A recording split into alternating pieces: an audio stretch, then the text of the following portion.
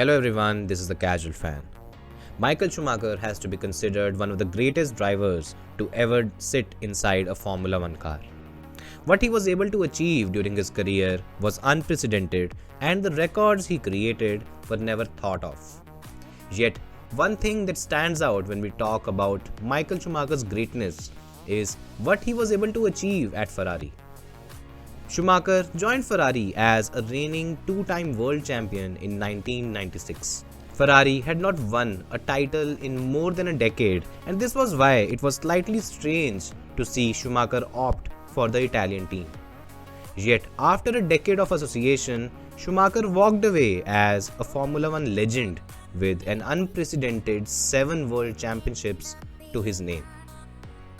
What Schumacher did at Ferrari has gained even more significance and mystique in the last decade since he left the team. Ferrari has not won a title since 2007, and even though the team still holds a respectable standing in the sport, it does not have the trophies on the mantle to show for it. Throughout the history of Formula 1, the lure of a Ferrari drive has captured every prominent driver. Drivers like Alain Prost, Nigel Mansell, Fernando Alonso and Sebastian Vettel have driven for the Scuderia. Yet, despite all of these drivers being world champions in their own right, neither were able to replicate the kind of success that Michael Schumacher had.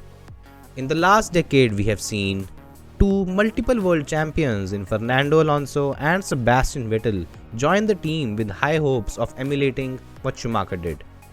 Yet, when all was said and done, neither were able to win the elusive title and wasted multiple years of their prime trying to make it happen. In this video, we take a look at why Michael Schumacher was able to succeed at Ferrari while many of the other legends failed miserably.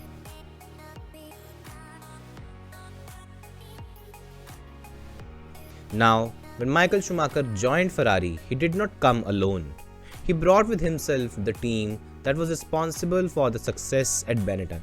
Ross Brawn and Rory Byrne, the respected masterminds behind Benetton's double world championship, moved to Ferrari alongside Michael Schumacher. Why Schumacher did that was because he had seen how Ferrari had operated in the last few years and failed to produce a competitive machinery.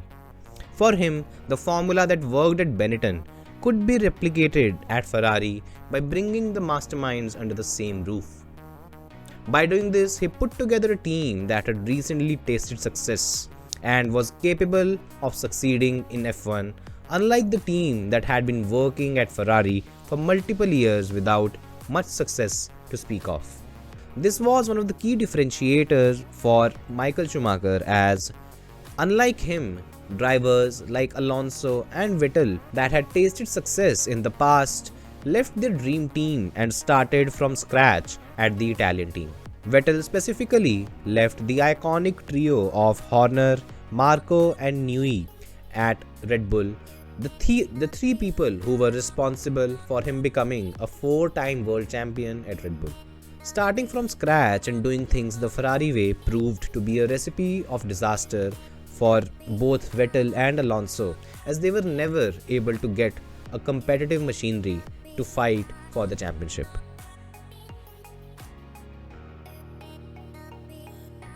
One of the key aspects of being a Ferrari driver is the kind of attention you get in Italy. While it's all good when you are winning, it's not the best environment when you are not, and the media in Italy, just like in any other part of the world, can be quite vicious. To add to this, Ferrari has always been a political mess. There's always some sort of power struggle going on within the team. It is this power struggle that is one of the biggest distractions a driver could have while already driving in a high pressure environment. Alain Prost specifically talked about it multiple times how it used to affect him during his stay at Ferrari, while the impact it had on Sebastian Vettel was evident in 2018 when the German had one of his worst seasons with the team because Ferrari was going through an internal power struggle between Mattia Binotto and Maurizio Arrivabene. Schumacher, on the other hand, was shielded from all these distractions by the stoic duo of Ross Brawn and Jean Todt. All the media nonsense and power struggle that could act as a distraction for Schumacher never reached him, as both Brawn and Todt would handle all of it. What this did was it allowed Schumacher to focus all his energy on what he did best, and that was driving a Formula One car. As a result, throughout his stay at Ferrari, his driving standards and his performance levels never dropped, as he was always the undisputed best driver on the grid, and he always had a buffer compared to the rest of the grid.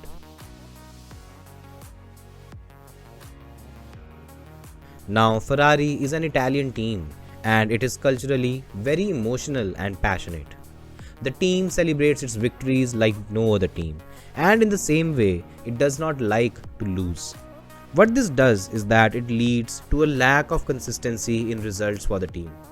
Schumacher, with Jean Todt and Ross Brawn at the top, changed the mindset of the team. Having an Englishman and a Frenchman leading the Italian outfit meant that while the team was still Italian in essence, it wasn't too Italian for its own detriment. Brawn and Jean Todt were very methodical in the way they approached the sport, and emotions did not play too big a role. It made the team ruthless in its approach, and that was evident when Rubens Barrichello was forced to give up a victory for Michael Schumacher in Austria 2002. Even though Michael was comfortably leading the championship, the team did not want to leave even a single point on the table. This was the same ruthlessness that was lagging when Sebastian Vettel was teamed up with Kimi Raikkonen on multiple occasions, and even in the early parts of the relationship of Fernando Alonso and Felipe Massa. Michael Schumacher's team of Ross Brawn and Jean Todt removed emotion from the equation, with the focus entirely on maximizing every result. It was this metronomic approach that helped the team to go on a 5-year championship run, something that was unprecedented at the time. Now, at that time, something that Michael Schumacher could do but the other legends could not was leverage his position on the grid. While either of Sebastian Vettel, Fernando Alonso or Alain Prost were legitimate talents and certified champions in their own rights, they were never indispensable. For Sebastian Vettel and Fernando Alonso, they had the likes of Lewis Hamilton, Daniel Ricciardo and Max Verstappen that could replace them, while for Alain Prost there was always a Nigel Mansell or even an Ayrton Senna that could replace him. Because of this, these drivers were never able to comfortably call the shots within the team and get the changes that needed to be made.